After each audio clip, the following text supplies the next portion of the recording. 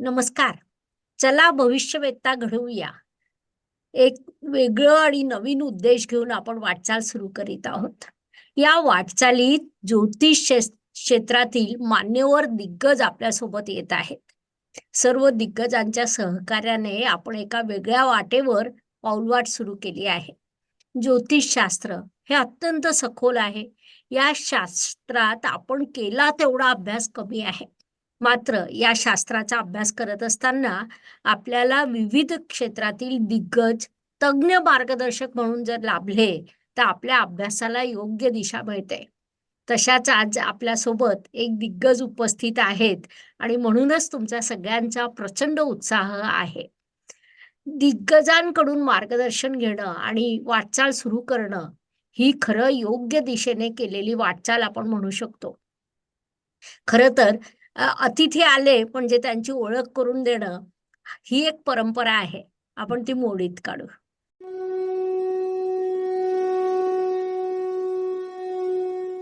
कारण कसं असतं ना, की समोर आपल्या अतिथी इतके प्रबळ आहेत, की ते जेव्हा बोलतील, ते जेव्हा व्यक्त होतील, त्यावेळी तुम्हाला त्यांचं अभ्यास, त्यांची सखोलता, त्यांचं ज्ञान कळणार आहे.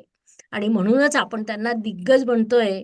आज आपल्या उपस्थित आहे दिग्गज के. चारुशिला मॅडम. मॅडम नमस्कार. नमस्कार मॅडम. अ, आज आमचा अभ्यासक वर्ग खूप आनंदात आहेत. चारुशिला मॅडम सोबत आपण गप्पा मारणार आहोत. चला भविष्यवेत्ता घडवूया या शिबिरासाठी चर्चा करणार आहोत आणि तुम्ही वेळात वेळ काढून या शिबिरासाठी जळगावला येणार आहात. हो. त्याबद्दल सुद्धा आमच्या विद्यार्थ्यांना खूप उत्साह आहे. तुमचं कार्य अनेक विभागात आहे. खूप तुम्ही विविध पद्धतीने अभ्यास करता. रेकी पदे तुमची पुस्तकं आलेली आहेत. अंकशास्त्र, न्यूमरॉलॉजी असे अनेक विभाग आहेत. ज्योतिषशास्त्राच्या अभ्यासकांनी सर्व विषयात तज्ञ असावं, आपण असं आपल्या विद्यार्थ्यांना नेहमीच शिकवतो, की आपल्या विद्यार्थ्यांना सगळंच आलं पाहिजे.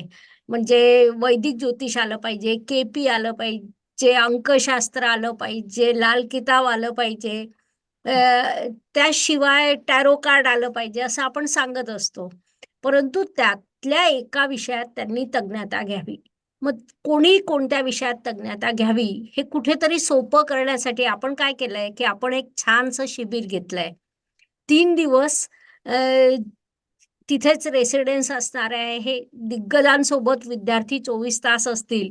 म्हणजे तुम्ही सुद्धा मनाची तयारी करा, की केव्हाही विद्यार्थी येतील आणि तुम्हाला प्रश्न विचारतील. हो, अगदी. ही मानसिक तयारी तुम्ही करा आणि तसंही आपले सकाळी 7-8 पासून सेशन सुरू होतात, तर रात्री 11-12 पर्यंत आपण तिथे असतो. कारण आपला प्रयत्नच हा आहे, की युवा पिढीला शास्त्र जास्तीत जास्त सखोल शिकवावं. आणि त्यासाठी आपण हे शिबिर घेत असतो. शिबिराचं नाव आहे चला भविष्यवेत्ता घडवूया. मग तिथे आलेले विद्यार्थी हे बऱ्यापैकी त्यांचा अभ्यास झालेला असतो आणि त्यांना स्पेशलायझेशन कशात करावं याचं मार्गदर्शन देण्यासाठी आपण हे शिबिर घेतो. तर तुमचे स्पेशलायझेशन खरं तर भरपूर आहेत, परंतु त्यातल्या त्यात तुम्ही या शिबिरात अंकशास्त्र, न्यूमरॉलॉजी, मोबाईल न्यूमरॉलॉजी हे विषय तुम्ही हँडल करणार आहात. हो, नक्की. तर त्या संदर्भात विद्यार्थ्यांच्या मनात खूप प्रश्न आहेत. विद्यार्थ्यांनी काही प्रश्न मला लिहून पाठवले. ते प्रश्न मी तुमच्या समोर मांडेल. तुमच्याशी गप्पा करायच्या आहे. आपण आज छान गप्पा करणार आहोत. अ, आपण सुरुवात करूया, की अंकशास्त्र आणि न्यूमरॉलॉजी म्हणजे नेमकं काय? आणि मोबाईल न्यूमरॉलॉजी, अंकशास्त्र, गाड्यांचे नंबर या सगळ्यांमध्ये विविधता आहे. तर या सगळ्यांची दिशा नेमकी कोणती? हो. खूप खूप धन्यवाद मॅडम. तुम्ही एक उत्कृष्ट असा एक कार्यक्रम तुम्ही करत आहात आणि असे एकच नाही, तुम्ही अनेक कार्यक्रम करत असता आणि हा जो कार्यक्रम आहे तो खरंच खूप आवडला आणि याचं कारण म्हणजे की जसं इतर क्षेत्रामध्ये स्पेशलायझेशन असतं, त्याच पद्धतीनं ज्योतिष या क्षेत्रामध्ये आपण काय स्पेशलायझेशन करू शकू? हे समजण्यासाठी तुम्ही ही जी पद्धत निवडली आहे, ती खरंच वाखाणण्यासारखी आहे आणि मलाही ही पद्धत आवडली आणि म्हणून मी सुद्धा विचार केला, की आपल्याकडे मोबाईल न्यूमरॉलॉजी हा विषय अत्यंत नावाजलेला आहे, खूप चर्चेमध्ये आहे आणि म्हणून आपण आता ह्या विषयावर नक्की सहभागी होऊया असं मी ठरवलं आणि म्हणून मी तुमच्या या शिबिरामध्ये मी अगदी सहभागी होणार आहे. अगदी सकाळी 7 ते रात्री 11 पर्यंत सुद्धा सर्वांना प्रश्नांची उत्तरं देण्या इतका अ, वेळ हा, आपण नक्कीच तुमच्यात आहे. ठेवणार आहोत. तेवढा स्टॅमिना आपण ठेवलाच पाहिजे. होय होय.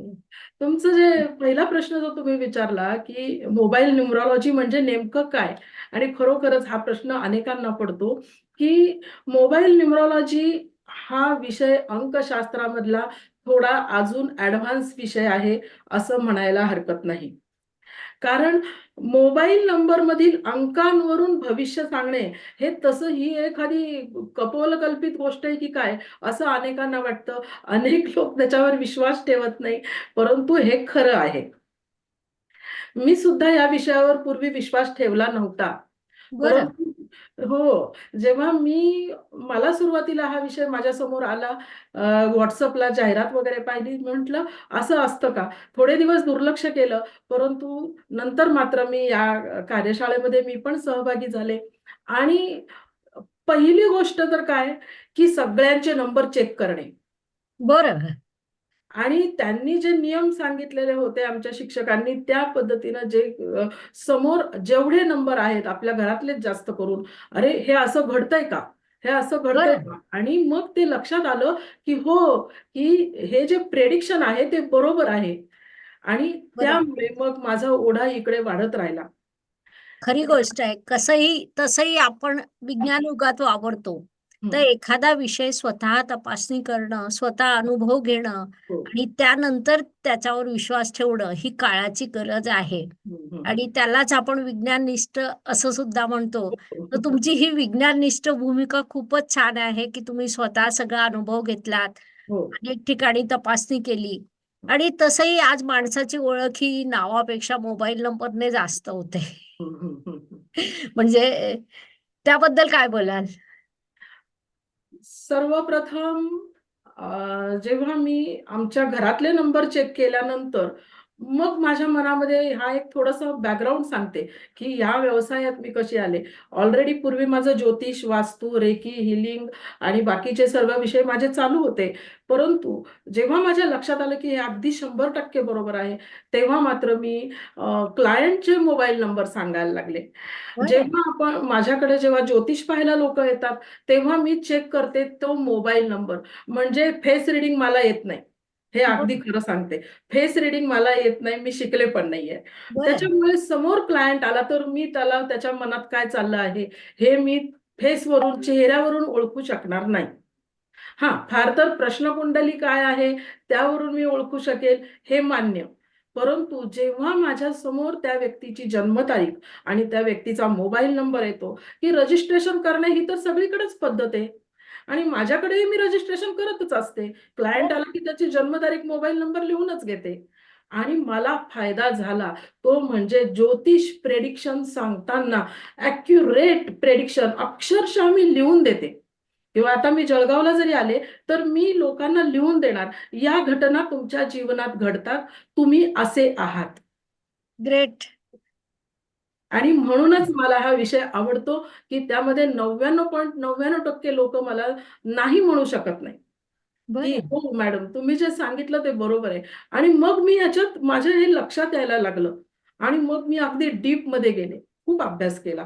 खूप जवळ-जवळ आत्तापर्यंत 5,000-6,000 नंबर चेक झालेले आहेत माझ्याकडून आणि कमीत कमी मी 500 लोकांना तरी नंबर बदलून दिलेले आहेत. ज्या लोकांना नंबर घेणं शक्य नाही, त्यांना मी पासवर्ड दिलेले आहे. नुसत्या पासवर्डनी सुद्धा चांगला फरक पडतो. छान. आता तुम्ही पासवर्ड हा शब्द वापरलात, तर पासवर्ड हा अंकशास्त्रातला शब्द आहे.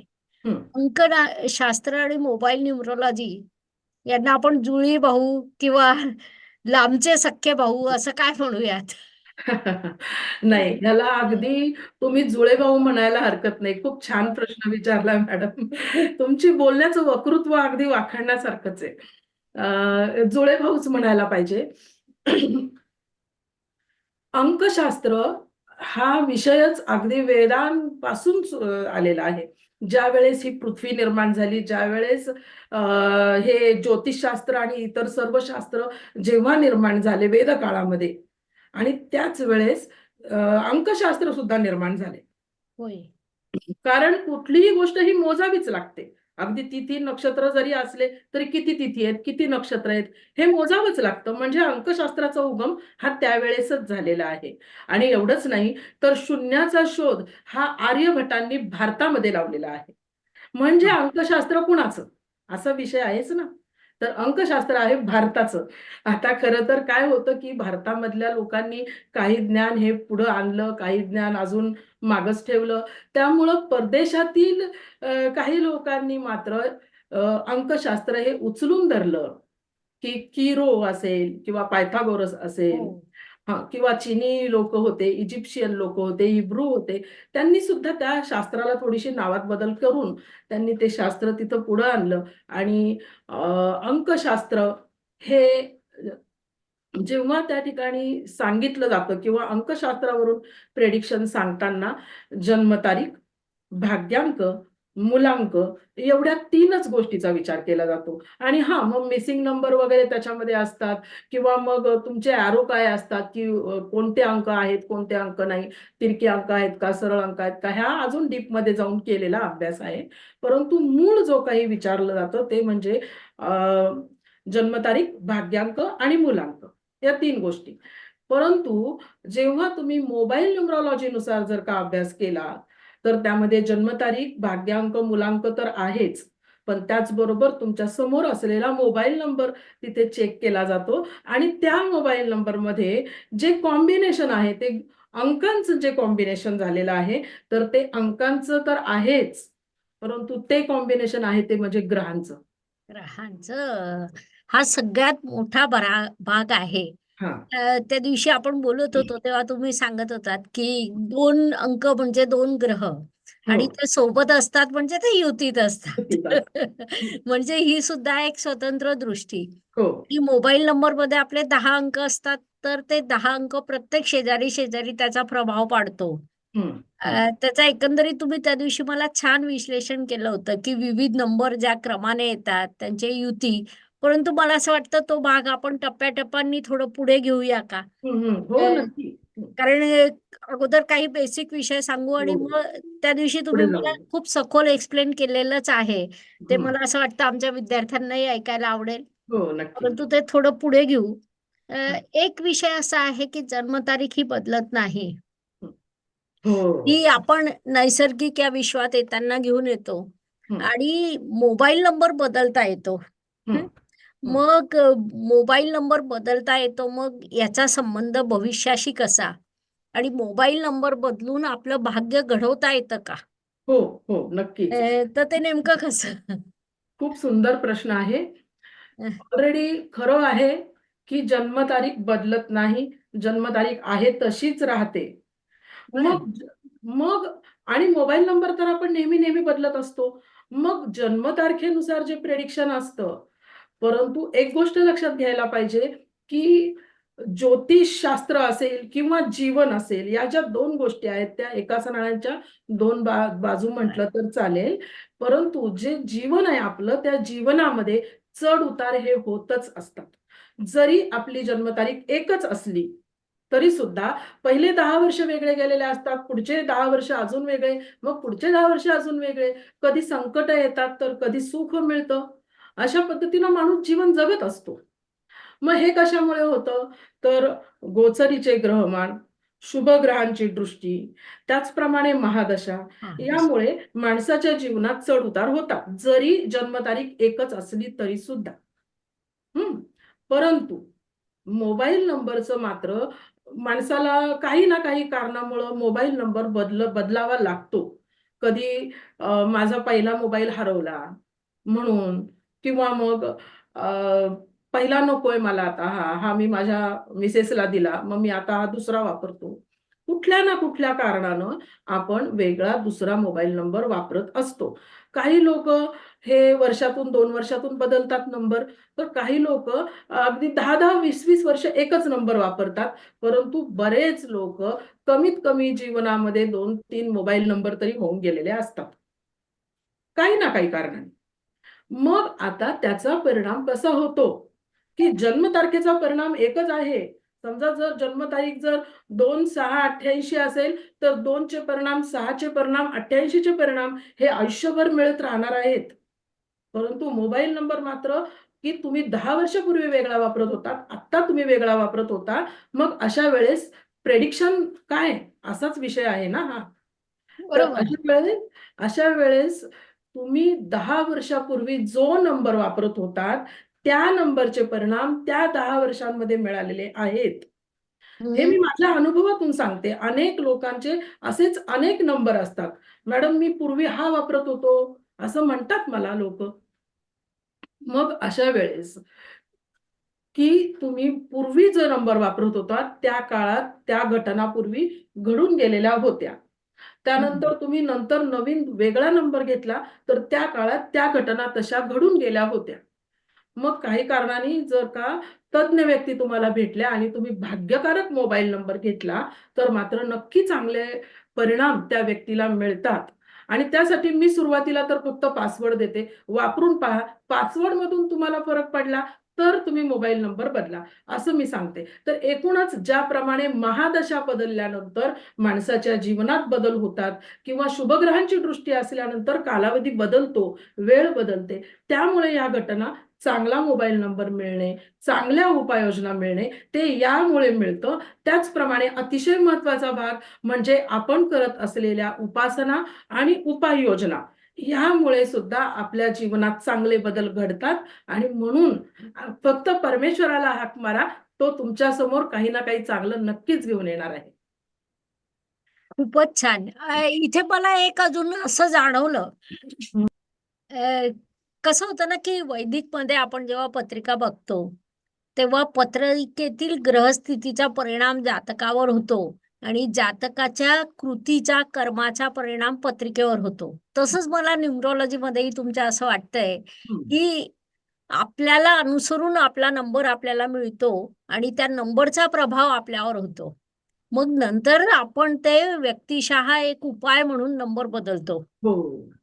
परंतु आपल्याला जो पहिला नंबर मिळतो, जेव्हा आपण सिलेक्शन केलेलं नसतं, हं. तेव्हा तो नंबर मिळण्यात आपल्या पत्रिकेतील ग्रहस्थिती काहीतरी भूमिका निभवत असते का? अगदी, अगदी 100% बरोबर आहे, की तुम्हाला कुठलीही गोष्ट तुमच्या नशिबात आहे म्हणूनच मिळते. कुठलीही बरं. असू दे. आपण आता समजा ज्योतिषशास्त्रीय दृष्टिकोनातून विचार केला, तरी सुद्धा आपल्या पत्रिकेमध्ये जशी मुलं आपल्याला मिळणार आहे, त्याप्रमाणे पंचम स्थान जशी तशी मुलं आपल्याला मिळणार आहे. आपण शिक्षण कोणतं घेणार आहोत, जसं त्या ठिकाणी ग्रहमान आहे, तसं शिक्षण आपण घेणार आहे. आपल्याला जोडीदार कसा मिळणार आहे, जसं त्यामध्ये आहे तसं मिळणार आहे. त्याच पद्धतीनं आपला जो मोबाईल नंबर आहे, तो आपल्या नशिबामध्ये त्या घटना घडणार आहेत, म्हणूनच तसा प्रकारचा मोबाईल नंबर आपल्याला मिळत असतो. पिंडी ते ब्रह्मांडी, ब्रह्मांडी ते पिंडी आणि त्याच अनुसार जे पत्रिकेत ते मोबाईल नंबरमध्ये आणि जे मोबाईलमध्ये ते आयुष्यात. असंच म्हणायला पाहिजे. काय सुंदर म्हणजे निसर्गाची किमयाच वेगळी आहे. हं, अ, परंतु असं जरी असलं सगळं, तरी प्रत्येक व्यक्तीला एक अट्रॅक्शन असतं, की माझ्या भविष्यात काय वाढलेलं आहे. हं, हं, मग काही लोकं जन्मतारीख घेऊन आपल्याकडे येतात, काही आपल्याला हात दाखवतात, काही टॅरो कार्डने आपल्याला विचारतात. तसं तुमच्याकडे येऊन जातकाने कधी हा माझा मोबाईल नंबर आणि मला भविष्य सांगा, हं, असं हं. विचारतात का? त्याचे काय अनुभव तुमच्याकडे आहेत? असाच असाच प्रश्न असतो क्लायंटचा. कारण आता खूप लोकांना माहिती आहे, की मी मोबाईल न्यूमरॉलॉजीनुसार मी भविष्य कथन करते. माझ्या अनेक क्लायंटला माहिती आहे. ज्यांना माहिती नाही, तर त्याही व्यक्तींचा मोबाईल नंबर मी चेक करतच असते आणि त्यांना मी त्यानुसारच मी तिथे भविष्य कथन हे करत असते. हां, मी त्यावेळेस माझ्यासमोर जन्मकुंडली मांडलेली असते, लग्नकुंडली असते. त्याचा मी आधार घेतच असते तिथे.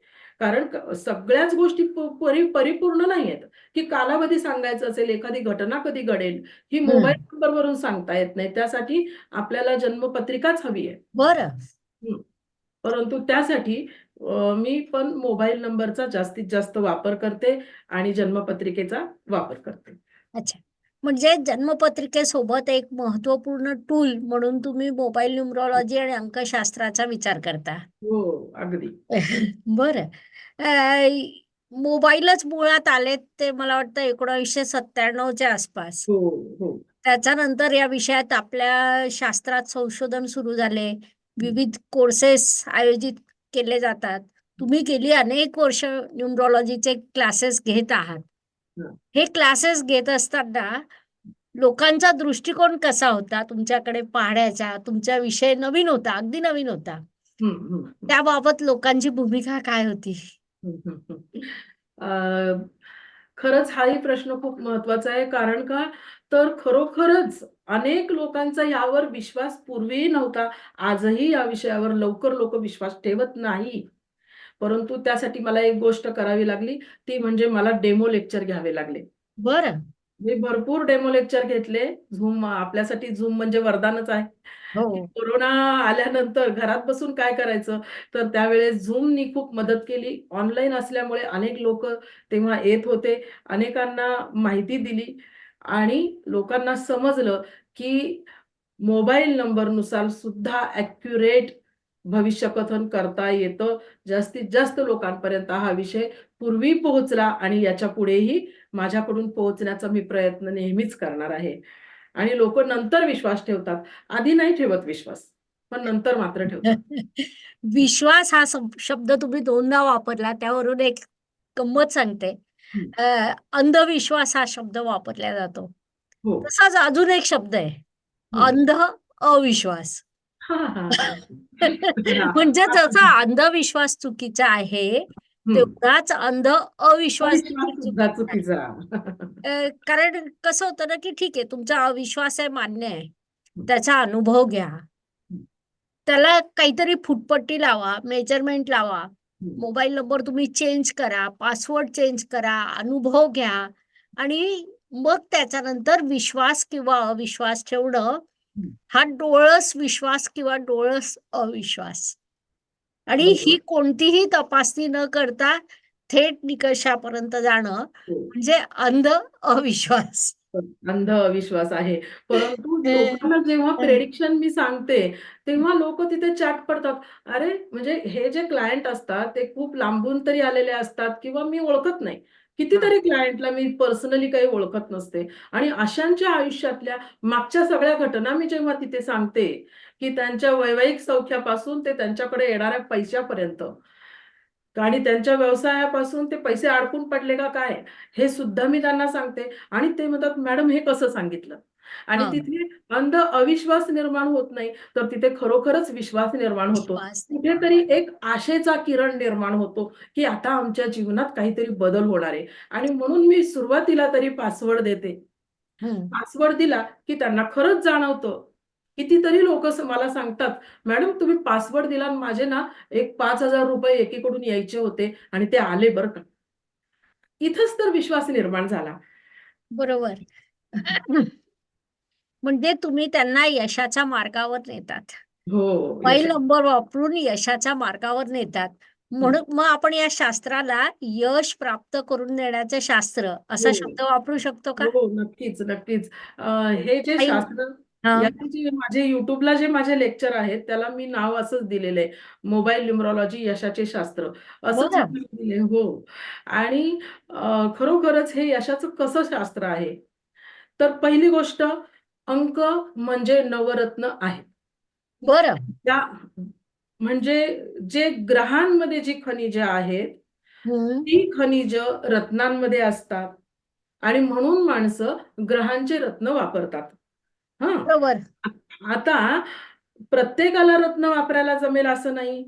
मग अशा वेळेस अ, अ, जे ग्रहांमध्ये जे गुणधर्म आहे, तेच गुणधर्म जर अंकांमध्ये आहेत, तर अंक वापरायला काय हरकत आहे?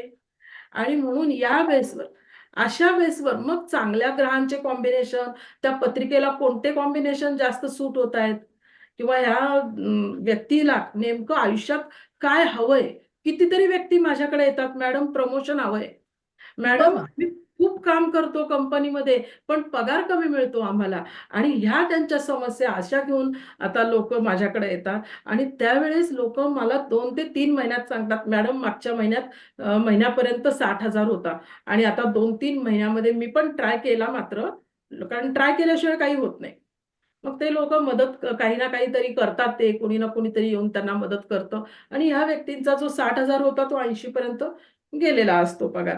कुठून ना कुठून तरी चांगले रिझल्ट लोकांना देणे हे ज्योतिषाचं कर्तव्य आहे आणि ते बजावण्याचं काम मी या ठिकाणी करते. तर मोबाईल नंबर म्हणजे रत्न आहेत, हे मला या ठिकाणी खूप जाणवतं आणि जे ग्रहांचे परिणाम तेच अंकांचे परिणाम असतात आणि म्हणून मी लोकांना अंक देते. खूपच छान, एक वेगळा दृष्टिकोन. आणि इथे खर्च लागत नाही. हो. म्हणजे खर्च न करता सुद्धा भाग्य समृद्ध करता येतं. हं, हं. आणि भाग्य अधिक कर्म बरोबर लाभ, तर तुम्ही हां. लाभापर्यंत त्यांना पोहोचवता. परंतु त्यासाठी कर्म आवश्यक, हे जसं तुम्ही आता बोलल्यात ते मान्यच आहे. मोबाईल न्यूमरॉलॉजी आणि ध्वनिलहरी किंवा रेडिएशन हं, हं, याच्यात आता, कारण तुम्ही मला सांगितलंत की अंकांचा आणि ग्रहांचा संबंध आहे, हं, तसंच ध्वनिलहरी आणि रेडिएशनचा देखील संबंध आहे का?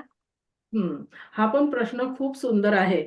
कसं आहे की आपण ध्वनिलहरींचा जर विचार केला, तर ध्वनिलहरी म्हणजे समजा तुम्ही तिकडे बसलात, मी इकडं बसल्यात. आता ह्या ऑनलाईनमुळे पण आणि हवेतील वातावरणामुळे तिकडचा आवाज इकडे ऐकू येतो आणि याला म्हणतात ध्वनिलहरी. त्याचा आणि मोबाईल नंबरचा काही संबंध नाही. तुम्ही कोणताही मोबाईल नंबर वापरा, ध्वनिलहरी येणारच आहेत. राहिला प्रश्न रेडिएशनचा, तर रेडिएशन म्हणजे मोबाईलमध्ये असलेल्या इन्स्ट्रुमेंटमुळे जे रेडिएशन निर्माण होतात, ते रेडिएशन आहेत. तर अशा वेळेस त्याचाही अंकाबरोबर काही संबंध नाही किंवा मोबाईल नंबरबरोबर काही संबंध नाही. परंतु संबंध आहे तो म्हणजे जो मोबाईल नंबर जी व्यक्ती वापरते त्यांच्यामध्ये मात्र संबंध आहे. आणि याचं कारण काय, की एखादी व्यक्ती जर एखादा नंबर वापरते, तर त्यावेळेस ती त्या नंबरला असं म्हणते, म्हणजे नंबरशी बोलत नाही, पण नंबरला असं म्हणते, की हा माझा नंबर आहे. बरोबर. की तुमच्या नंबरला मी माझा नंबर म्हणत नाही, माझ्या नंबरला तुम्ही तुमचा म्हणू शकत नाही. असं कोणीच करू शकत नाही. आणि अशा वेळेस जेव्हा तुम्ही एखाद्या गोष्टीला माझा म्हणता, बरं. तेव्हाच तिथे स्पंदनं, तरंगलहरी आणि परिणाम मिळायला सुरुवात होते. बरं. आता उदाहरणार्थ, हां, उदाहरण हां. अगदी छोटं आहे. मी खूप छोटी-छोटी उदाहरणं देते म्हणून लोकांना माझे क्लास आवडतात. हो, हो. हां, म्हणजे सगळ्यांना समजेल असं उदाहरण, की आई-वडील आहे आणि मुलं आहेत त्यांची. एका मुलाला जर लागलं, तर त्या मुलाला जेवढं दुःख होईल, त्याच्या आईला सुद्धा दुःख होणार. होय. हो की नाही? कारण आईनं काय म्हटलंय, "हा मुलगा माझा आहे." अच्छा. आईला दुःख का झालं मुलाला लागलं म्हणून, तो की माझा आई आहे. म्हणते, की "हा मुलगा माझा आहे." मग त्याच पद्धतीनं आपण जो मोबाईल नंबर वापरतो, त्यामध्ये जे अंक आहेत, समजा 84, 86, 95 असे काही जर अंक असतील, तर त्याचं विरुद्ध ग्रहमान एकत्र येतं. हं. समजा 84 चा विचार केला, तर तिथे शनी राहू होतो हो. आणि शनी राहू जर आपण पत्रिकेत पाहिला, तर आपण म्हणतो, "अरे, प्रेतशाप योग आहे." असं आपण जन्मपत्रिकेनुसार सांगतो. जन्मपत्रिकेमध्ये शनी राहू चालत नाही. मग मोबाईल नंबरमध्ये कसा चालेल? बरोबर. हां, बरोबर आहे. हं. तर अशा पद्धतीनं प्रत्येक अंकाचा परिणाम हा माणसावर होत असतो. याच्यात मला असं वाटतं, की लोकांनी फक्त 8-4 असं गृहीत न धरता त्याचा थोडा तुमच्याकडनं सखोल अभ्यास करून घ्यावा. अजून अभ्यास हं. होणं गरजेचं आहे. हां. कारण म्हणजे थोडंसं तुम्हाला डिस्टर्ब करते मी, कारण हा मुद्दा जरा मला महत्त्वाचा वाटतो. की अ, सुरुवातीला असं सांगितलं जायचं, की 8, 4 आणि 2 अजिबात नको. बरं. असं सांगितलं जायचं, की 8 मुळे तुम्हाला उशीर होईल, 4 मुळे संघर्ष करावा लागेल, 2 मुळे तुम्हाला भावनाप्रधान तुम्ही व्हाल, म्हणून ते नको असं सांगितलं बरं. जायचं. बरं. परंतु अ, मी जेव्हा अभ्यास केला, डीपमध्ये जाऊन जेव्हा अभ्यास केला, तेव्हा 2 मुळे लिक्विड कॅश मिळते, 4 मुळे तुमची बुद्धिमत्ता वाढते आणि 8 हो. मुळे तुमची चिकाटी वाढते, तुमचा अनुभव वाढतो. त्यामुळे 2, 4, 8 पूर्ण कट करा असं नाहीये. ग्रेट. असं करून चालणार नाहीये. म्हणजे डीपमध्ये जाऊन अजून अभ्यास याच्यामध्ये होतोय, व्हायला पाहिजे, असं मला या ठिकाणी म्हणावसं वाटतं. बरोबर आहे. कारण की शनीला जसं आपण विलंब म्हणतो, हं, तसंच शनीला चिकाटी म्हणतो. हं. एकदम बरोबर. योग्य विचार, योग्य आहे. म्हणजे थॉट प्रोसेसच ही वेगळी आहे. हं, आणि ही थॉट प्रोसेस युवा पिढीमध्ये रुजणं महत्वाचं आहे. कारण कोणतीही गोष्ट 100% सकारात्मक किंवा 100% नकारात्मक नसते. हं, अ, हं. मोबाईल न्यूमरॉलॉजीवर आपण बोलतोय किंवा न्यूमरॉलॉजी, अंकशास्त्र. मला सांगा, अंकशास्त्र किंवा मोबाईल नंबरचा उपयोग विवाह जुळणं, विवाह विलंबातील कारण कसं आहे ना, की आजच्या काळात आपल्याकडे 10 पैकी 4 फोन जे जातकांचे येतात, ते विवाहासाठी येतात. दिवाळीसाठी. हां. एकतर विवाह जुळत नाही, हं, जुळला तर टिकत नाही, विलंब होतो, हं, अनुरूप जोडीदार मिळत नाही. हं, या सगळ्या प्रश्नांची उत्तरं आपण वैदिकमध्ये शोधतोच. हं, हं. अंकशास्त्रामध्ये तुम्ही कसं शोधता? अंकशास्त्रामध्ये ह्याचं उत्तर देण्या अगोदर ना, एक हां. छानपैकी एक कविता आहे बरं. आणि ती म्हणून दाखवते. थोडीशी गमतीशीर आहे कविता. हरकत नाही ना. हां, छान. हां. तर विवाहाशी संबंधित आहे ही कविता. अ, एकदा एकदा एका कॉलेज कुमारीने दिला एक सल्ला. बरं. एकदा एका कॉलेज कुमारीने दिला एक सल्ला, म्हणाली, "प्रेम करणं हा नवे गुन्हा." म्हणाली, "प्रेम करणं हा नवे गुन्हा, पण प्रेमात एक नियम अवश्य पाळा." बरं. प्रेमात एक नियम अवश्य पाळा. प्रेमाला हवे 3 साथीदार. पदवी, पैसा, प्रतिष्ठा. बरं. प्रेमाला प्रेमाला हवे 3 साथीदार. पदवी, पैसा, प्रतिष्ठा. हे सर्व असेल तरच ठेवीन मी निष्ठा. हे क्या सर्व बात है! तर खूपच हे छान. तरच तर ठेवेल मी निष्ठा. हो, छान. हो. तर ह्यातला गमतीचा भाग आपण सोडून देऊ. परंतु ह्या मुलीनं अत्यंत परखडपणे तिने सांगितलंय, की नवरा जर का तिला शोधायचा असेल, तर त्या पतिराजांकडे पदवी पाहिजे, पैसा पाहिजे आणि प्रतिष्ठा पाहिजे. अगदी प्रॅक्टिकली विचार करूया. हं. तर आता आपण या ठिकाणी तुम्ही विचारलेल्या प्रश्नाकडे वळू, की तुम्ही जे बरं. म्हटलात, की गुणमिलनामध्ये काही उपयोग होतो का? तर जन्मपत्रिका जेव्हा आपण पाहतो, तेव्हा आपल्यासमोर 2 जन्मपत्रिका असतात. तिथे गुणमिलन झालेलं, किती ग्रहमान कसे काय वगैरे हे त्या ठिकाणी दिसतं. परंतु मोबाईल न्यूमरॉलॉजीमध्ये मात्र जन्मतारखेच्या आणि मोबाईल नंबरच्या ग्रीड मांडायची एक पद्धत आहे. बरं. जन्मतारखेची ग्रीड मांडायची असताना जेव्हा मांडते मी, त्यावेळेस तिथे कोणकोणते अंक आहेत, या व्यक्तीला आयुष्यात जीवनामध्ये काय मिळतं? मोबाईल नंबर तुम्ही म्हटलात त्याप्रमाणे बदलता येतो. मोबाईल नंबर बदलल्यानंतर 50-60% फरक पडतो. तो विषय त्यातला वेगळा. परंतु ह्या व्यक्तीच्या जीवनात नेमकं काय आहे, हे जन्मतारखेच्या ग्रीडमुळे समजतं, की उदाहरणार्थ जर का त्या व्यक्तीच्या जीवनात 3, 1, 9, 6, 7, 5 यासारखे अंक असतील, तर त्या व्यक्तीला 3 मुळे काय मिळेल, तर ज्ञान मिळेल. बरं. आता ह्या मुलीनं काय सांगितलं, की पदवी, पैसा, प्रतिष्ठा पाहिजे. मग ही पदवी, शिक्षण हे मिळतं कशामुळे? मूळ पत्रिकेमध्ये ग्रहमान असतातच, परंतु जर का गुरु चांगला असेल, तर प्रत्येकाला चांगला गुरु मिळत नाही. मग अशा वेळेस जन्मतारखेमध्ये तरी गुरुचे अंक आहेत का? 30 ही तारीख आहे का? 23 ही तारीख आहे का? 13 ला आपण वाईट म्हणतो, पण ती वाईट नाहीये. तर 13 ही तारीख आहे का? बरं. बरं, त्या नसतील त्या तारखा, तर तिथे कुठेतरी त्याची बेरीज 3 येते का? तर थोडक्यात म्हणजे गुरुला महत्त्व दिलं पाहिजे, की गुरुमुळे म्हणजे गुरुच्या 3 या अंकामुळे त्या ठिकाणी अ, शिक्षण, ज्ञान आणि व्यवहार ज्ञान हे त्या व्यक्तीला मिळतं. थोडंसं उत्तर मोठं होतंय माझ्याकडून. आपल्याजवळ भरपूर वेळ आहे. आपण गप्पा आहे करू ना? आज. हां, हां. बोला तुम्ही. हां. हं. काय होतं, की हं. ज्ञान, व्यवहार ज्ञानाचा संबंध अजून मी दुसरीकडे मांडतीये, बरं. की ज्ञान म्हणजे फक्त शिक्षण असं नाही. म्हणजे गुरु दत्तात्रयांच्या 3 या अंकामुळे फक्त शिक्षणच मिळतं असं नाही.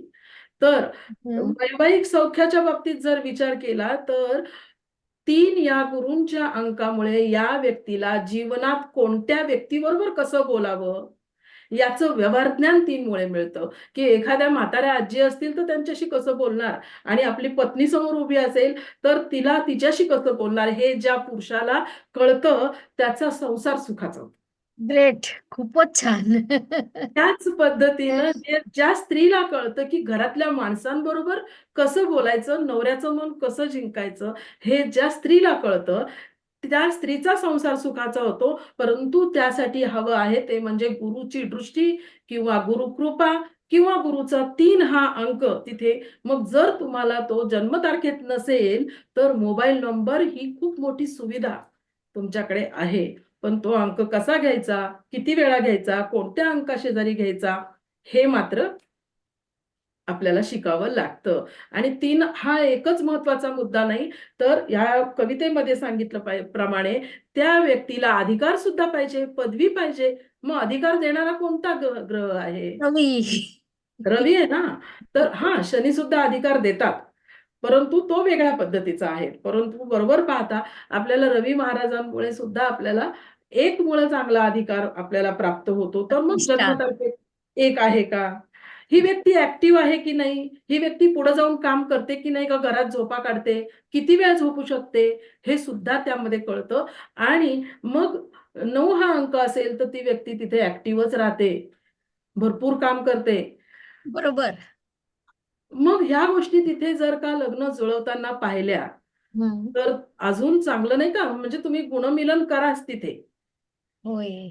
जन्मपत्रिकेनुसार गुणमुलन नक्कीच करायला पाहिजे. मी तो विषय विषय टाळत नाही किंवा कुठल्याही शास्त्राला कमी महत्त्व मी देत नाहीये.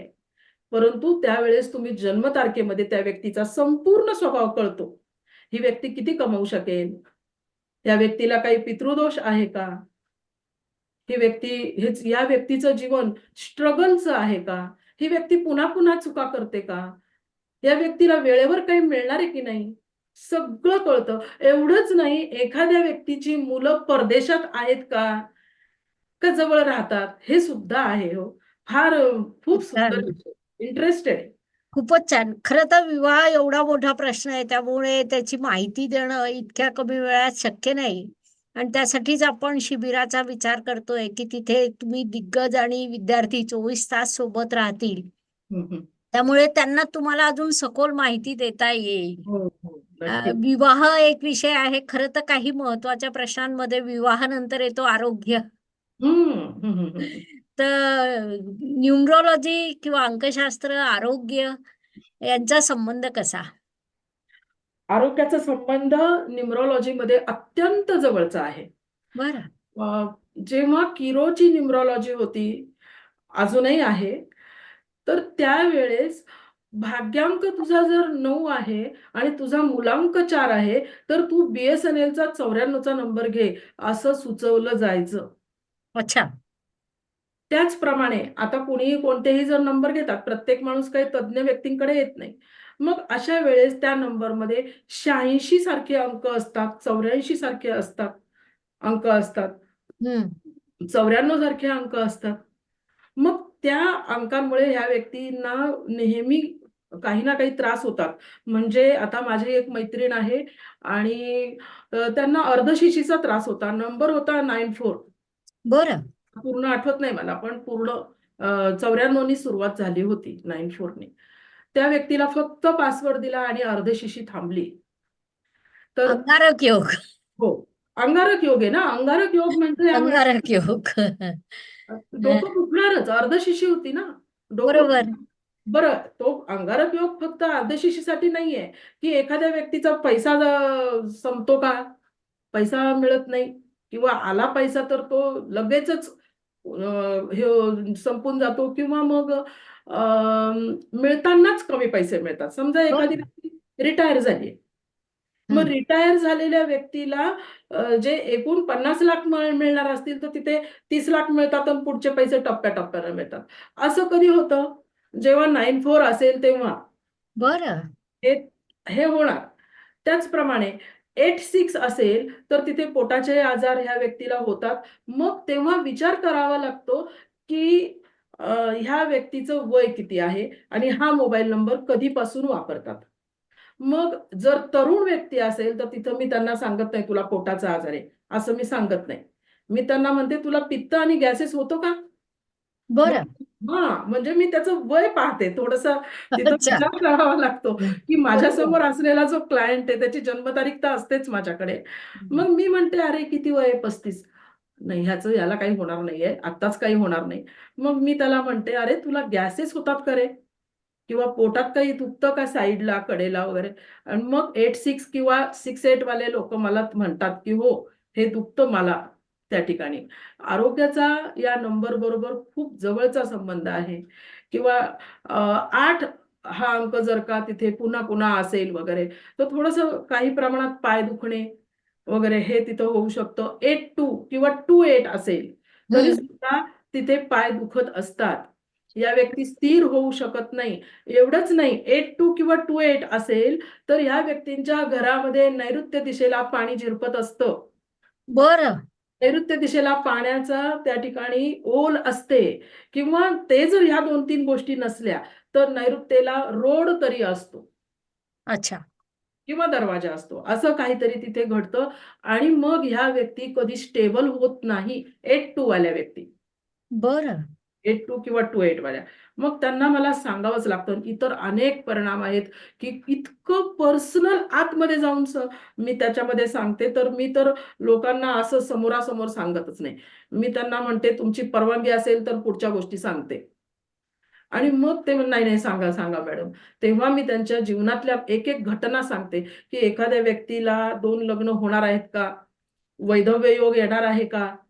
हे सगळं त्या नंबरमध्ये असतं. मग याचा अर्थ असा नाही, की कुणाचा वैधव्य योग आपल्या नंबरमुळे टळेल, असं तिथं होणार नाही. परंतु ते दिसतं, ते समजतं त्यामध्ये काय होऊ शकतं. नाही, भाग्य बदलवता येत नाही हे तर आपण कायमच मान्य करतो. भाग्य घडवता येतं. म्हणजे संकट असेल तर आपण गाडी जरा स्लो चालवतो, एवढाच हां, तो फरक पडतो तेवढंच. किंवा त्या अनुषंगाने काही योजना आखतो. अ, अशा घटना आपण बदलू शकत नाही आणि हे आपल्याला मान्यच आहे. खूपच छान. म्हणजे तुमच्याशी बोलताना मागेही मला असं जाणवलं, की आयुष्यातील सगळ्या प्रश्नांवर तुम्ही न्यूमरॉलॉजीतून उत्तर शोधता. आता तर आपण 1-2 विषय घेतले, परंतु त्या दिवशी तुम्ही बोलत होतात परदेश गमन असेल, हं, संतती असेल, करिअर असेल, हं, अ, हं, हं. सगळे विषय तुम्ही न्यूमरॉलॉजीमधून हँडल करता आणि ते आपण शिबिरामध्ये विद्यार्थ्यांना जवळून शिकवणार आहोत. हो. परंतु आज तुम्ही जी झलक दाखवली न्यूमरोलॉजी की ये झांकी है, पिक्चर अभी बाकी है. हां, हां. अगदी, अगदी. अगदी सुंदर. पिक्चर पिक्चर आपण कार्यशाळेत पाहणार हो, आहोत. आपण पाहणार कशी आहोत. आपल्या शिबिरात आपण या पिक्चरचा अनुभव घेणार आहोत, हो. की न्यूमरोलॉजी, मोबाईल न्यूमरोलॉजी, अंकशास्त्र किती सखोल असू शकतं, किती थेट प्रभाव पाडू शकतो, हे सगळं आपण तिथे पाहणार आहोत. आणि एक जस्ट गमतीचा भाग म्हणजे रॅपिड फायर प्रश्न. हां, हां, हां. पण कारण पॉड रॅपिड फायरच्या अगोदर मला 1-2 मिनिटं फक्त बोलायचंय. हां, बोला की. कारण मग नंतर रॅपिड फायर म्हणजे रॅपिड अगदी जोरात काम सुरू होईल आपलं. तर अ, त्याआधी मला असं म्हणावसं वाटतं, की मगाचपासून मी विचार करतेय, की मॅडम तुम्ही माझंच तिथे कौतुक करताय, परंतु तुमच्यासारखं कार्य करणारी व्यक्ती मला अजून भेटली नाही. आणि माझा प्रश्न असा आहे, की तुम्ही मला बरेच प्रश्न विचारले. पण एवढे सगळे अधिवेशनापासून ते अशा प्रकारच्या कार्यशाळेपर्यंत तुम्ही एवढं सगळं हँडल कसं करता? किंवा YouTubeपासून ते वेबसाईटपर्यंत एवढं सगळं कसं हँडल करता? अ, खरं सांगू का? हं. अ, मी काहीच करत नाही. असं कसं हे हो? सगळं ना निसर्गाची एक प्रक्रिया असते. म्हणजे माझ्या आयुष्याबद्दल सांगायचं झाल्यास अगोदर आमचा खूप मोठा व्यवसाय होता. हं, इव्हेंट मॅनेजमेंटचा म्हणजे महाराष्ट्रातली 3 नंबरची ब्रँडेड कंपनी आमची होती. हं, पण 97 मध्ये जेव्हा या शास्त्राच्या अभ्यासात मला असं जाणवलं, की हे शास्त्र खूप सखोल आहे. हं, हं, तेव्हा एक असं मनात तीव्र ओढ लागली, की आपण या शास्त्रात कार्य करायचं. पण सांसारिक जबाबदारी महत्त्वाच्या असतात. म्हणून मग एक दिशा ठरवली, की अगोदर सांसारिक जबाबदारी पूर्ण झाल्यावर आपण फुल टाईम इकडे वळूया. हं, अ, ते सुद्धा असं ठरवून झालं नाही. मी घरीच अभ्यास करत होते. घरीच माझं शांततेने चालू होतं. पण जसं मी तुम्हाला आता सांगितलं ना, की मी काही करत नाही. निसर्ग, गुरु, विद्यार्थी, जातक हं. सगळं माझ्याकडनं करून घेतात. हं. आणि श्री काय? ज्योती संशोधन केंद्राचे जे विद्यार्थी आहेत, ते तर केव्हाही कोणतंही कार्य करायला कायम तयार असतात. जे हं. सगळे मिळून कार्य करतात आणि कदाचित त्याचं श्रेय ते मला देतात, हं. म्हणून माझं नाव पुढे असतं. परंतु मी प्रत्यक्ष काही करते असं मला नाही वाटत. म्हणजे मी शांतपणे माझ्या माझ्या ऑफिसमध्ये बसून कार्य करत होते. मग एक दिवस गुरुवर्य इथे आले. त्यांनी मला सांगितलं, "उठा, भाषण करा." मी भाषण द्यायला उभी राहिले. म्हणजे मी ते नाही केलं. हं. माझे क्लासेस चालू होते. कोरोना आला. विद्यार्थी थांबले. मग विद्यार्थ्यांना शिकवण्याची एक शाळेच्या शिक्षकाला ओढ असते. हं. बरोबर. मी शिकवायला हवं. मग मी कसं शिकवू? विद्यार्थी नव्हते म्हणून मोबाईल समोर ठेवला, रेकॉर्डिंग केलं आणि शिकवायला सुरुवात केली. तो माझा पहिला व्हिडिओ. हं. हां, म्हणजे ते कार्यसुद्धा मी केलं नाही. ते परमेश्वराने परिस्थितीने करून घेतलं. माझ्याकडनं करवून घेतलं. परमेश्वराने, ईश्वराने, शक्तीने. मग त्याच्यानंतर टेक्निकल नॉलेज शून्य. हं. कारण वयाच्या जवळपास 40 वर्षापर्यंत मोबाईल काय नव्हताच. हं. 99 मध्ये मोबाईल आला. हं. हं. शिक्षण आर्ट्समध्ये म्हणजे टेक्नॉलॉजीचा आपला काही संबंध नाही. मग छानपैकी माझं YouTube चालू होतं. 1.5 लाख सबस्क्रायबर झाले आणि एक दिवस ते YouTube बंद पडलं. हं. त्या परिस्थितीने मला टेक्नॉलॉजी शिकवली. हं. ते बंद पडलं नसतं तर मी टेक्नॉलॉजी शिकायच्या बरोबर. भानगडीत पडले नसते. ती सुद्धा ईश्वराने माझ्यावर म्हणजे आपण सांगतो ना, की ईश्वर आपल्याला एकातून चांगलं कसं घडतं, तर त्याचं हे उदाहरण आहे. संकटातून त्याने आपल्याला शिकवलं. बरोबर. हं. ते झालं त्याच्यानंतर जे पद्धती मी स्वतः लॉन्च नाही केली. हं. माझ्याकडे असे जातक आले, की ज्यांची ही गरज होती. ती पद्धत लॉन्च झाली. हं. हं. हं. विद्यार्थी त्यांनी परिश्रम घेतले, ते कार्य झालं. थोडक्यात काय, तर मी काहीच करत नाही. हं. हं. हं. हं. हे ईश्वर असेल, ब्रह्मांड असेल, विद्यार्थी बरोबर. असतील, गुरु असतील, जातक असतील, तुमच्यासारख्या मैत्रिणी असतील, त्या माझ्याकडनं सगळं करून घेतात. हे अ, तुम्ही खूप नम्रपणे तुम्ही सांगताय, मी काहीच करत नाही. हेही मला मान्यच करायला पाहिजे, कारण कर्ते करविते तेच आहेत. तेच हे मलाही आहे. माहिती आहे. आणि हो. त्याच्यामुळं तेच आपल्या सगळ्या गोष्टी तेच घडवून आणतात.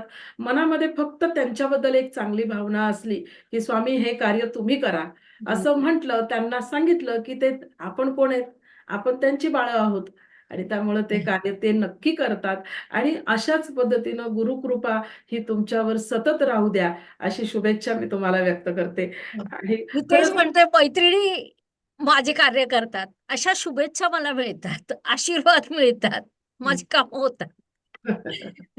याला मैत्री म्हणतो आपण, की अशा शुभेच्छा असणं ही मोठी मैत्री असते. हं. आता आपण महत्त्वाच्या विभागाकडे जाऊया. पॉडकास्टमधलं सगळ्यात छान प्रकार म्हणजे रॅपिड फायर प्रश्न. हं. हं. सोपे प्रश्न असतात, विचार करायचा नाही, मनातल्या भावना व्यक्त करायचं म्हणजे रॅपिड फायर प्रश्न. हो. देवाने जर तुम्हाला तुमचा भूतकाळ हं. किंवा हं. भूतकाळातील एखादी घटना बदलायची शक्ती दिली, हं. तर तुम्ही कोणता भूतकाळ बदलाल? माझी एक खूप छोटीशी छोटी नाही म्हणता येणार, पण खूप महत्त्वाची माझी एक इच्छा होती. ते म्हणजे मला प्रोफेसर व्हायचं होतं. माझ्या बरं. लग्नस्थानात कर्केचा रवी गुरु असल्यामुळे कुठल्याही परिस्थितीत मला शिकवणं हा माझा जीव आहे. हं. जीव की प्राण आहे. आजही मी खूप छान शिकवते. कुठलाही विषय समोर मांडा, मी छान शिकवते. आणि ते मला शिक्षण पूर्ण करायचं होतं.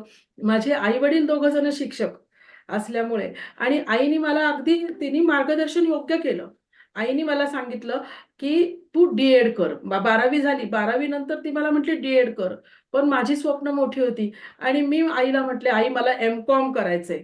बरं. आणि मी एम-कॉम झाल्यानंतर मी प्रोफेशनली मी छानपैकी शिकवणार किंवा मी प्रोफेसर होणार, असं मी आईला म्हटलं आणि मग मी त्या मार्गाने मी कॉमर्स साइड मी घेऊन त्या मार्गाने पुढं सुरू केलं. पण अचानक अचानक लवकर लग्न झालं माझं.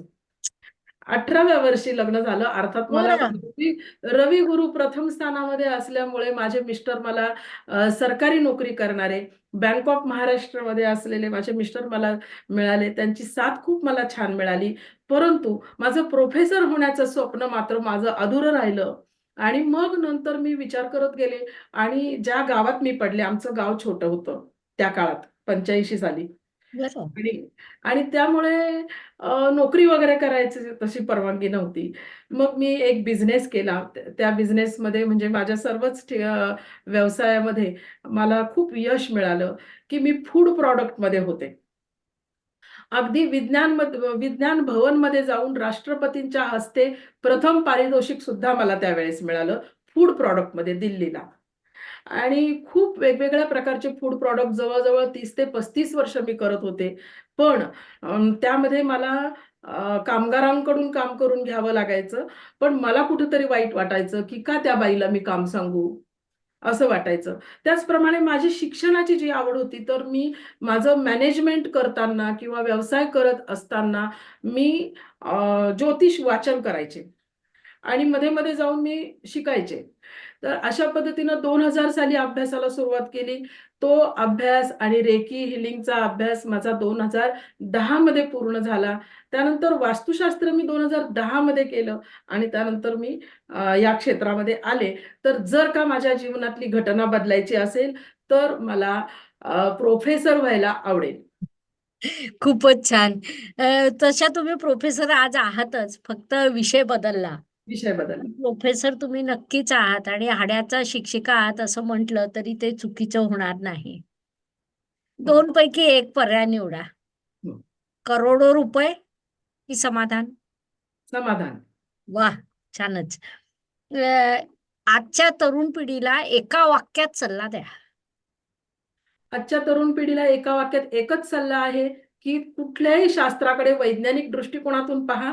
तुम्ही ज्या व्यक्तीकडे तुम्ही सल्ला विचारायला जाल, तर त्याला थोडंसं विज्ञान विचारा. प्रत्येक माणूस तुम्हाला विज्ञान सांगेल असं नाही. परंतु हेही सर्व शास्त्र म्हणजे ज्योतिषशास्त्रासारखा विषय आहे. आपण लॅबमध्ये जाऊन कुठलाही ग्रह टेस्ट करू शकत नाही. परंतु तरीसुद्धा काही वैज्ञानिक कारणं आहेत आणि तुम्ही विज्ञानाचा अभ्यास करा. थोडंसं तरी वाचन त्याही विषयांचं करा आणि नंतर तुमच्या जीवनामध्ये चांगले बदल घडू द्या, एवढंच मला सांगायचं. योग्य आहे. तरुण पिढीने सगळ्या गोष्टींचं विश्लेषण करायला हवं, अभ्यास करायला हवा आणि मगच अंमलबजावणी करायला हवी. हं. खूप छान सल्ला तुम्ही दिला तरुण पिढीला. अ, एक वैयक्तिक प्रश्न, तुमचं आवडतं ठिकाण कोणतं? अ, खरं सांगू का? हां. माझं आवडतं ठिकाण सासवड. बरं. मी ज्या कर्मभूमीत काम करते, अच्छा, हेच माझं आवडीचं ठिकाण आहे. क्या बात है! कारण मला सतत काम करायला आवडतं. कामाशिवाय मी राहू शकत नाही. तुम्ही मला म्हटलात ना आणि होतं हे नेहमी होतं, की माझे मिस्टर मला म्हणतात फिरायला जाऊ. जातो आम्ही फिरायला. पण मला जर कोणी म्हटलं, की काश्मीरला जाऊ जाऊ, तर मी म्हणेल माझं काम आहे, माझं इथलं काम पूर्ण उद्या करून मी येते. तर माझं खूपच छान. आवडीचं सासवडला जाऊ. कर्मभूमी, माझी कर्मभूमी हे माझं आवडीचं ठिकाण आहे. खूपच छान. ज्याची कर्मभूमी तुम्हाला जेव्हा एवढी आवडते, तसं तुमचं कर्म दिसूनही पडतं. त्याबद्दल वादच नाही. जर तुम्हाला ईश्वराने आता वरदान दिलं, की चारुलता मॅडम तुम्ही तुमच्या आवडीचं कार्य करू शकता, तर तुम्ही हं. कोणतं कार्य कराल? हे आत्ता चालू आहे तेच कार्य मी करेन. मोबाईल न्यूमरॉलॉजी त्यात पहिला नंबर. पण याचा अर्थ बाकीच्या शास्त्रांना मी विसरणार नाही. इतरही शास्त्र त्याला सपोर्टेड लागतातच. आत्ता आहे तेच कार्य चालू ठेवेन. बरं. राजकारणात जाण्याची संधी मिळाली तर कोणत्या पक्षातून जाल? अ, भाजप, बीजेपी. बरं. हं. तुम्हाला खूप राग येतो. हं, जेव्हा तुम्हाला खूप राग येतो, हं. तेव्हा तुम्ही कोणता डायलॉग मारता? हं. स्वामी पाहून घ्या. परफेक्ट. नेहमीचं वाक्य आहे. नेहमीचं वाक्य आहे. कारण दुसरं काही बोलण्यापेक्षा ना तेच सगळं करते करविते. स्वामी बघा. रागाने का असेना म्हणते. एखादी व्यक्ती तुमच्या समोर येते आणि तुम्हाला म्हणते, की अंकशास्त्र ही बोंधुगिरी आहे. हं. तेव्हा तुमची प्रतिक्रिया काय? पहिली गोष्ट तर राग हा कुणालाही येणारच आहे. मलाही येईलच राग. परंतु लगेचच मी रागाने व्यक्त होईल असं नाही.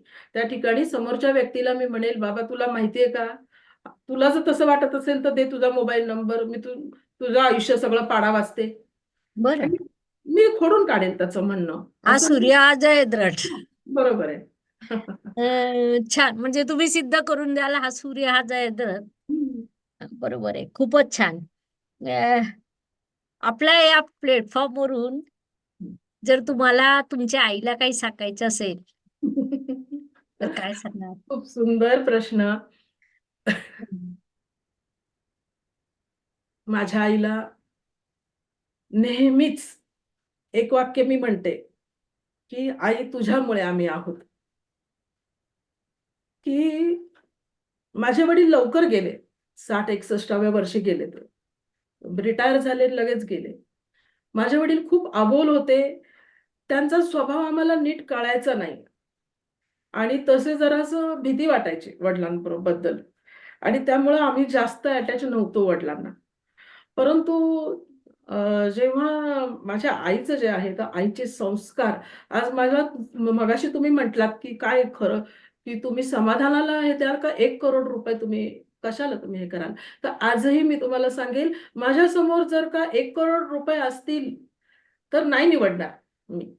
मी कधी म्हणेन माझ्या आईनं मला सवय लावली आहे, की स्वतः कमवा, स्वतःच्या कष्टाचे पैसे. मला जर मी माझ्या मिस्टरांचे सुद्धा पैसे घेत नाही. माझे कष्टाचे जे पैसे तेच मी घेणार. माझ्या घरातले सगळे कपाटं उघडी असतात. मी त्यातले ₹10 सुद्धा एक स्त्री जशी ढापायची पूर्वी, मी ₹10 सुद्धा ढापलेले नाही. आणि हेच माझ्या आईचं श्रेय आहे, की माझ्या आईनं माझ्यावर जे संस्कार केलेले आहेत किंवा हे जे बोलण्याची हातोटी आहे, मी सगळी माझ्या आईसारखी आहे. माझ्या आईचा फोटो जर दाखवला ना, मी दिसायला पण आईसारखी आहे, बोलायला पण आईसारखी आहे. संस्कार पण मी माझे आईचे आणि माझे एकच आहेत. आम्ही कधीही खोटं बोलू शकत नाही आणि हाच माझा मोठा गुण आहे आणि हाच माझा मोठा दोष आहे असं म्हटलं तर चालेल. पण त्यामुळं थोडेसे प्रॉब्लेम होतात. खोटं अजिबातच बोलू शकत नाही त्यामुळे. पण मी जशी आहे तशी मी मला आवडते आणि हे जे देणं आहे, हे माझं शरीर, हे माझं कर्म, हे माझे संस्कार, हे माझ्या आईनं मला दिलेत. कारण मी सगळी आईसारखी दिसते.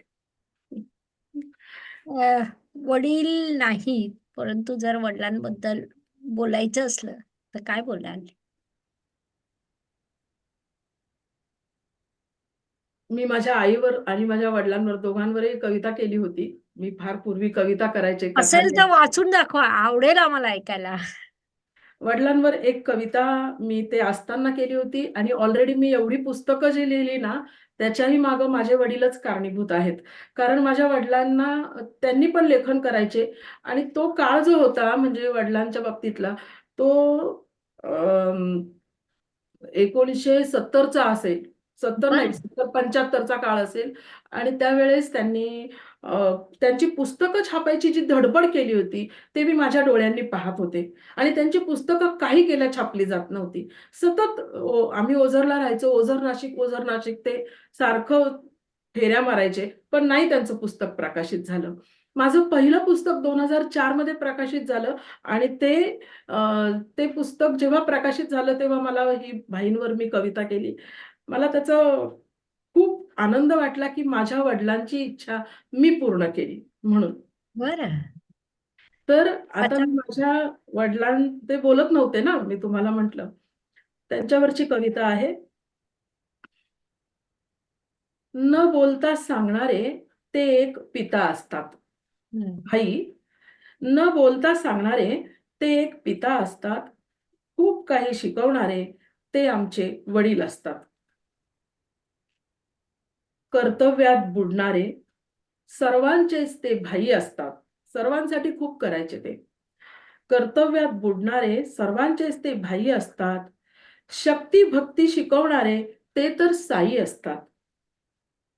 मौनातून जीवनाकडे, मौनातून प्रकाशाकडे नेणारे ते नाविक असतात. सर्वांसाठी झटणारे ते एक व्रती असतात. आमच्यासाठी आमच्याकडून काही अपेक्षा बाळगणारे ते आम्हा सर्वांचे भाई असतात. आमच्यासाठी आमच्याकडून अपेक्षा बाळगणारे ते आम्हा सर्वांचे भाई असतात. खूपच छान. खूपच छान, खूप छान. 10वीला पहिली यावी म्हणून त्यांनी खूप मला मागे लागले होते. आणि मी पण एवढी स्पष्ट वक्ती होते ना, माझी मेष रास आहे त्याच्यामुळं मी स्पष्ट वक्ती आहे. आणि मी स्पष्ट भाई मला म्हटले, "तू पहिली यायला पाहिजे." कारण ते शिक्षक होते. आई मला 1ली ते 4थी शिक्षिका आणि वडील 5वी ते 10वी शिक्षक आणि त्यांनी मला सांगितलं, की अ, "तू 10वीत पहिली यायला पाहिजे." आणि त्यावेळेस आमच्या घरात खूप कामं आई-वडील आई शाळेत जायची, तर घरातलं भरपूर स्वयंपाक वगैरे करून मी बाहेर पडायचे आणि फक्त संध्याकाळी अभ्यास करायचे. तर मी माझ्या वडिलांना स्पष्ट सांगितलं, "मी मुलांमध्ये पहिली येणार नाही, मी मुलींमध्ये पहिली येईल." हे मी आधीच सांगून टाकलं त्यांना आणि त्याप्रमाणे मी मुलींमध्ये पहिली आले आणि ती त्यांची तळमळ होती मी पहिली यावे म्हणून. त्यांनी आनंदानं पेढे वाटले. सगळे शिक्षकांना मग शिक्षक आले वगैरे. खूप छान होता तो कार्यक्रम. असे हे खूपच छान. म्हणजे तुम्ही तेव्हापासून कविता करतात हे सुद्धा एक तुमच्यातलं सुप्त गुण लक्षात आलं. आत्तिक होते मी आता त्यावेळेस. एक प्रश्न विचारते. शास्त्र, अंकशास्त्र, श्रद्धा की अंधश्रद्धा? एका शब्दात उत्तर. श्रद्धा. श्रद्धा. बरं. ॲस्ट्रोगुरू डॉक्टर ज्योती जोशी या YouTube चॅनलबद्दल काय सांगाल? खूपच सुंदर. प्रश्न अत्यंत सुंदर आहे. माझ्या मनातला प्रश्न आहे. ॲस्ट्रो गुरु यूट्यूब चॅनल जे आहे, खरंच मी तुम्हाला मगाशी म्हटलं त्याप्रमाणे खरंच तुम्ही हे कार्य कसं करता? असा प्रश्न आहे, की एका वेळेस 4 ते 5 लाख सबस्क्रायबर असणं आणि व्ह्यूअर्स असणं आणि एवढ्या लोकांना शिक्षण देणं, एवढ्या लोकांची मॅनेजमेंट घडवून आणणं, ह्यांना एकत्र आणणं, त्यांना शिकवल्यानंतर पुन्हा पुढील विषय शिकवणं आणि त्यातून त्यांचं अर्थार्जन सुरू करणं, हे काम सोपं नाही. आणि हे तुम्ही करताय खरंच म्हणजे काय तुम्हाला कुठली पदवी देऊ? मी खरोखरच मला असं वाटतंय, की अष्टरोगुरू ही जी पदवी आहे ना, ही तुमच्यासाठी अत्यंत योग्य पदवी आहे. अशाच पद्धतीनं तुमचं कार्य अत्यंत वेगानं चालू राहू द्या आणि तुमच्यामुळे अनेक व्यक्तींना प्रेरणा मिळू द्या. प्रेरणा देणारे फक्त इतर हिरो-हिरोईन नाहीयेत. आपणच हिरो-हिरोईन आहोत आणि आमच्यात तुम्हीच हिरोईन आहात, असं मला या ठिकाणी वाटतं. खरंच खूप मनापासून बोलावसं वाटलं. या ठिकाणी अजून एक छोटीशी एक 2 ओळी वाचते माझ्या, की आज कसं वाटलं मला. विषय जरी हा आपला अ, शास्त्राशी संबंधित असला, तरी माझ्या आवडीचा आहे आणि म्हणून माझ्याच आहेत ह्या 2 ओळी. कविता मोठी आहे ती, पण मी 2च ओळी वाचते. आज माझ्यासाठी, आज माझ्यासाठी अधीर झाली अक्षरे. बरं. आज माझ्यासाठी अधीर झाली अक्षरे, हृदयात माझ्या घनगर्द झाली अक्षरे, हृदयात माझ्या घनगर्द झाली अक्षरे. खरोखर मला या ठिकाणी तुमच्याशी बोलताना किती बोलून किती नाही, असं पूर्वी पण व्हायचं. आजही झालं. मनापासून बोलावसं वाटणं, ही यामध्ये तुमचं यश आहे.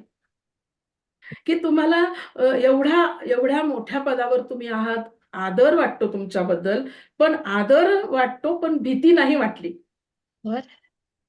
तुमच्याबद्दल मला नाही वाटत, की कुठल्याही विद्यार्थ्याला भीती वाटत असेल. आणि हे तुमचं श्रेय आहे आणि म्हणूनच आज मला किती बोलू, किती नाही असं झालं आणि अगदी अधीरपणे ही जी अक्षरं, हे माझे विचार हे डोक्यामध्ये आले आणि मी बोलत गेले. बास. खूप छान असंच कार्य करत राहा. सर्वांना चांगलं काहीतरी तुम्ही शिकवा. खूप छान. खूपच छान मॅडम, धन्यवाद. आता तुम्ही बोललात अर्थार्जन, तर ज्योतिषशास्त्र हे एक अर्थार्जनाचं माध्यम म्हणूनच समोर आलं पाहिजे. मात्र ते समोर येत असताना किंवा युवक-युवती घडत असताना, युवा ज्योतिषी घडत असताना, त्यांनी सगळा सखोल अभ्यास करावा, सर्व शाखांचा अभ्यास करावा आणि कोणत्यातरी एका विषयात मास्टरी निर्माण करावी. ही आपल्या पिढीतल्या अनेक ज्योतिषांची इच्छा होती. म्हणजे आपले जे दिग्गज येणार आहेत तिथे, खूप तज्ञ दिग्गज येणार आहेत. म्हणजे अभिजित प्रतिष्ठानचे श्री सुनील पुरोहित सर असतील, हं. नीलम पोद्दार मॅडम असतील गुजरातहून शरद जोशी सर असतील, त्याशिवाय वास्तुतज्ञ आपले भोसले सर असतील, अरे वा. संजय बुधवन सर असतील, हं, टॅरो मधल्या मास्टर सुनीता, ॲडव्होकेट सुनीता पागे असतील. हो. हं. सर्वच आपापल्या क्षेत्रात तज्ञ आहेत, दिग्गज आहेत, की ज्यांच्याकडनं अभ्यासकांना खूप काही शिकायला मिळेल. हं, हं, हं. आणि मग शिबिरामध्ये अभ्यासक त्यांच्या आवडीची एक दिशा हो. मास्टरी म्हणून निवडू शकतील हं, आणि नंतर ते विद्यार्थी तुमच्याकडे त्या पद्धतीने शिक्षण घेऊ शकतील आणि योग्य पद्धतीने सन्मानाने व्यवसाय करण्याचा एक मार्ग म्हणून ज्योतिषशास्त्र असावं, असं मला वाटतं आणि त्यासाठीच आपली संस्था श्री ज्योतिष संशोधन केंद्र कार्यरत आहे. संशोधन नाव आम्ही संस्थेला यासाठीच दिलं, की इथे संशोधन व्हावं. हं. विद्यार्थ्यांनी तसे प्रयत्न करावेत आणि बरोबर. त्यातलाच एक छोटासा उपक्रम म्हणजे आपलं चला भविष्यवेत्ता घडवूया हे शिबिर. आज तुमच्याशी बोलून खूप छान वाटलं. शिबिरात आम्ही 3 दिवस तुमच्याशी बोलणार आहोत. सगळे विद्यार्थी बोलतील, आपण मनमोकळ्या गप्पा करू. त्या निमित्ताने प्रत्यक्ष भेट होईल. कारण शेवटी Zoom ते Zoom आणि प्रत्यक्ष ते हो, प्रत्यक्ष. प्रत्यक्ष आणि प्रत्यक्ष भेटल्यावर त्यामध्ये हां. मग सर्वांच्या एवढ्या दिग्गजांच्या सहवासात सगळे विद्यार्थी असणार आहे. ते वेगळंच काहीतरी वातावरण असणार आहे आणि जी तुमची इच्छा त्यामध्ये आहे, की समोरच्या व्यक्तीला व्यवस्थितपणे मार्गदर्शन मिळालं पाहिजे आणि ते नक्कीच तिथं त्या व्यक्तीचं पूर्ण होणार आहे, की एखाद्या व्यक्तीनं करियर नेमकं कुठं केलं पाहिजे, हे त्या व्यक्तीला नक्की तिथे समजणार आहे आणि अशाच खूप सुंदर वाटलं. चला आता लवकरच या जळगावला छोटूशा गावात भेटूया. धन्यवाद. शुभम भवतु. धन्यवाद. जय ज्योतिष. धन्यवाद. नक्की, नक्की. धन्यवाद. नमस्कार. शास्त्राचा अभ्यास करण्यासाठी माझी मराठीतून 11, हिंदीतून 2 अशी पुस्तकं प्रकाशित झाली आहे. विशेष बाब म्हणजे मी स्वतः संशोधित केलेली ज्योती जोशी पद्धती अर्थात जे पद्धती या विषयावर स्वतंत्र ग्रंथ उपलब्ध आहे, त्याचा देखील लाभ घ्यावा. यूट्यूबची कार्यप्रणाली ही मुख्यतः लाईक, शेअर आणि सबस्क्राईबवर चालते. Please like, share and subscribe the channel. धन्यवाद. शुभम भवतु. जय ज्योतिष.